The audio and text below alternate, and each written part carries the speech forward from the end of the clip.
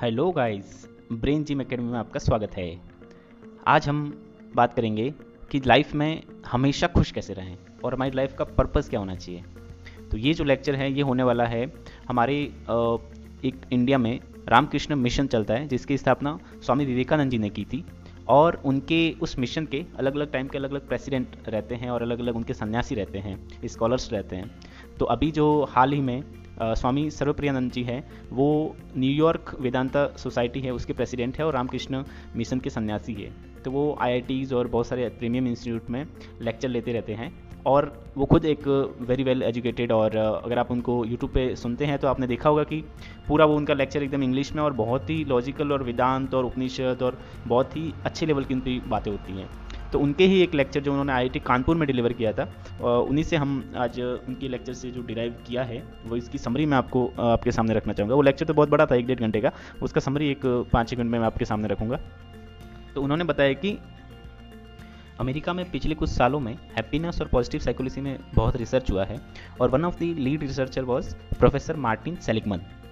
तो professor Martin Seligman ने काफ़ी रिसर्च और काफ़ी बुक पब्लिश करने के बाद ये बताया कि हैप्पीनेस जो है उसकी एक इक्वेशन है, ठीक है। तो happiness is equal to P + E + M। अब क्या है ये PEM? P means pleasure. तो जब भी हम हैप्पीनेस का सोचते हैं तो हमारे दिमाग में आता है कि प्लेजर, कुछ तो मज़ा आना चाहिए, कुछ तो अच्छा होना चाहिए ताकि हमको खुशी मिले, ठीक है। जैसे आप कोई मूवी देख के खुश हो सकते हैं, पार्टी करके, नाइस फूड, दोस्तों के साथ बैठ के। तो ये सब चीज़ें जो है वो आपको प्लेजर देती है। अच्छा अच्छा खाना खा लिया आपने, अच्छा सा टाइम स्पेंड कर लिया, मूवी देख ली, बीच पे चले गए, घूमने चले गए, ठीक है। So what ever gives you pleasure that gives happiness. अब प्लेजर के साथ में दिक्कत ये है कि ये ज़्यादा देर तक टिकता नहीं है। इसकी प्रॉब्लम क्या है? After some time we want more of it, different variety of it, else we don't get the same pleasure, ठीक है। तो थोड़े समय बाद हमें जो है ज़्यादा क्वांटिटी चाहिए और अलग अलग वैरायटी चाहिए। अगर मैं आपको बोलूँ कि एक ही पिज़्ज़ा आपको रोज़ खाना, आपको पहले दिन बहुत मज़ा आएगा लेकिन दूसरे दिन आपको सेम प्लेजर नहीं मिलेगा। क्यों? क्योंकि इधर आपकी तो उसकी क्वांटिटी कम है या उसकी वैरायटी अलग नहीं है। मतलब अगर अलग अलग वैरायटी का आपको मैं डेली दूँ तो आपको ज़्यादा मज़ा आएगा, लेकिन वो भी एक टाइम के बाद में अगर आप खाली पिज़्ज़ा ही खा रहे हो तो उसमें आपको सेम प्लेजर नहीं मिलेगा। जो पहले दिन मज़ा आया था वो हर दिन नहीं रहेगा, ठीक है। तो इसमें इकोनॉमिक्स का लॉ भी है, law of diminishing marginal utility. तो वो ये बोलता है कि more you consume of a thing the less utility satisfaction you get from it.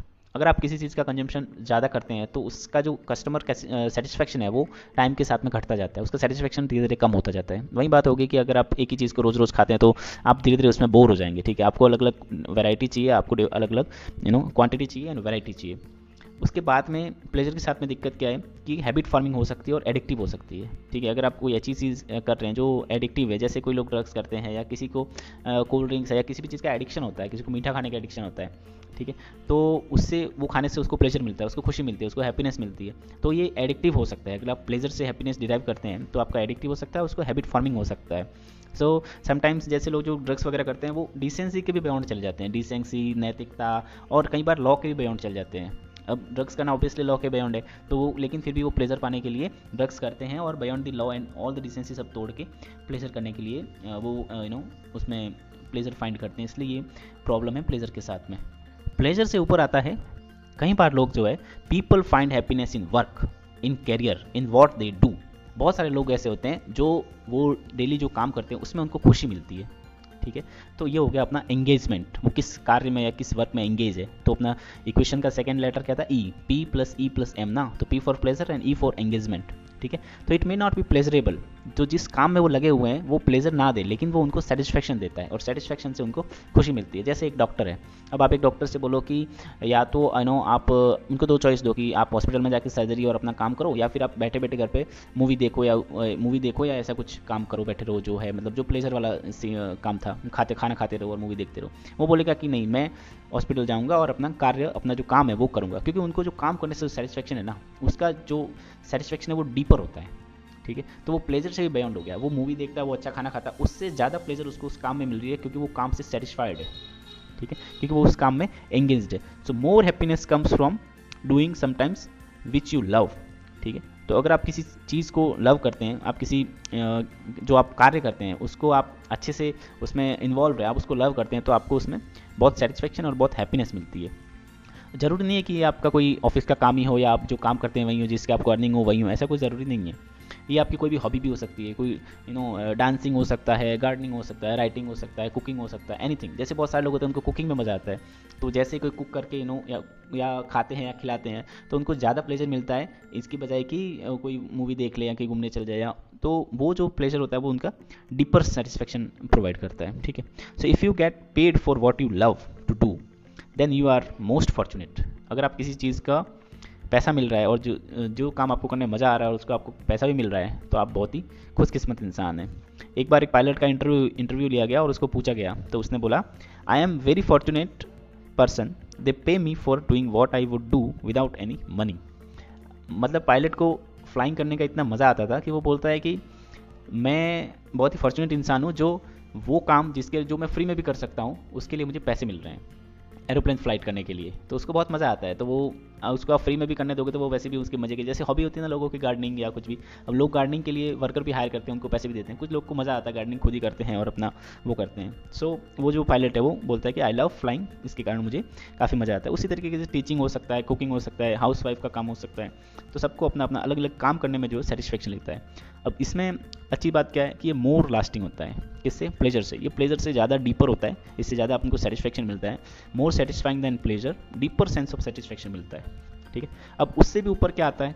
M मतलब meaning in life, purpose of life. अगर आप उससे भी ऊपर आपकी लाइफ में कोई पर्पस है, आप रोज़मर्रा का काम जो कर रहे हैं, कमा रहे हैं, फैमिली पाल रहे हैं, खा रहे हैं, सब वो आपके कैरियर और उसमें आ गया।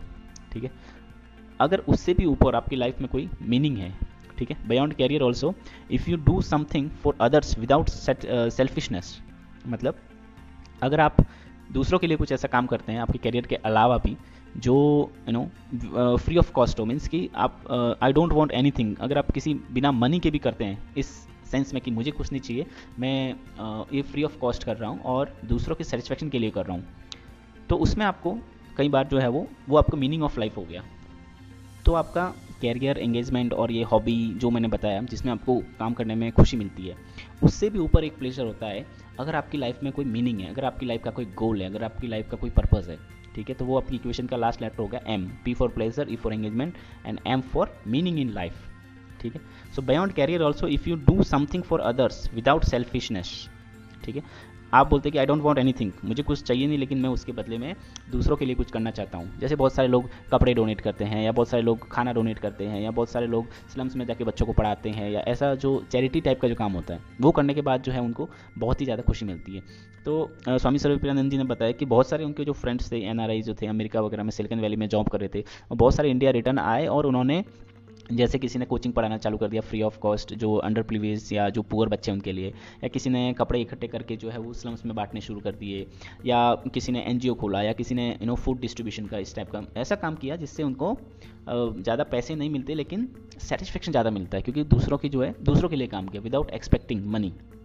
ठीक है, तो वो ऑब्वियसली लुक्रेटिव कैरियर तो नहीं है जो सिलिकन वैली में या जो अमेरिका में उनको पैसे मिले तो उतने यहाँ पे नहीं मिल रहे उनको, लेकिन फिर भी उनको जो है उनकी लाइफ का एक गोल हो गया कि मुझे ये काम करना है, मुझे स्लम्स के लोगों को सुधारना है, मुझे लोगों तक खाना पहुँचाना है। तो उनकी लाइफ का एक गोल बन गया, उनकी लाइफ का एक मीनिंग बन गया।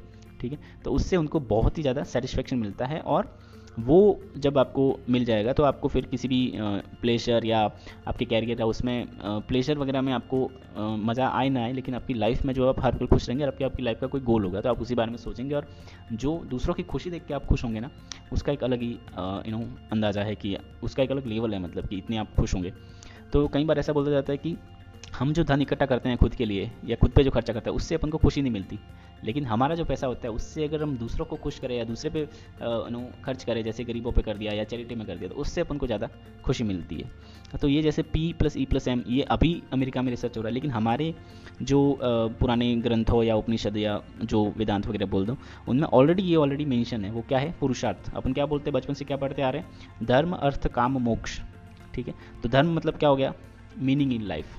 ठीक है, अर्थ मतलब क्या हो गया? धन मतलब कैरियर, तो ई मतलब हो गया एंगेजमेंट। फिर काम, ठीक है, तो काम मतलब हो गया प्लेजर, और फिर इसके भी बियॉन्ड P+E+M तो इतना अभी इन्होंने बताया प्रोफेसर मार्टिन सेलिग्मन ने, इसके भी बियॉन्ड हमारे वेदांत जाते हैं और बोलते हैं कि मोक्ष, अगर आप ये पर्पस करके लाइफ अपनी कंप्लीट करके मोक्ष को प्राप्त होते हैं तो वो आपका फाइनल डेस्टिनेशन हो जाता है। तो इस तरह से लाइफ में आपको खुश रहा जा सकता है। प्लेजर आप करेंगे, आप शॉर्ट टाइम के लिए खुश रहेंगे, लॉन्ग टाइम के लिए नहीं रह पाएंगे। अगर आप कोई काम कर रहे हो और उसमें आपको मज़ा आ रहा है, मतलब आपके कैरियर में मज़ा आ रहा है, तो आप उससे प्लेजर से ज़्यादा खुश होंगे। लेकिन अगर आपकी लाइफ का कोई गोल है और आप उसके लिए काम कर रहे हैं, दूसरों के लिए काम कर रहे हैं, दूसरों को खुशी दे रहे हैं किसी भी तरीके से, कपड़े दे के, खाना दे के, कुछ भी, तो आपको जो सेटिस्फेक्शन मिलेगा वो अलग लेवल का होगा। तो उसमें आप ज़्यादा खुश रह पाएंगे। ठीक है, तो P+E+M, pleasure, engagement and meaning in life, इसको याद रखिएगा। Thank you.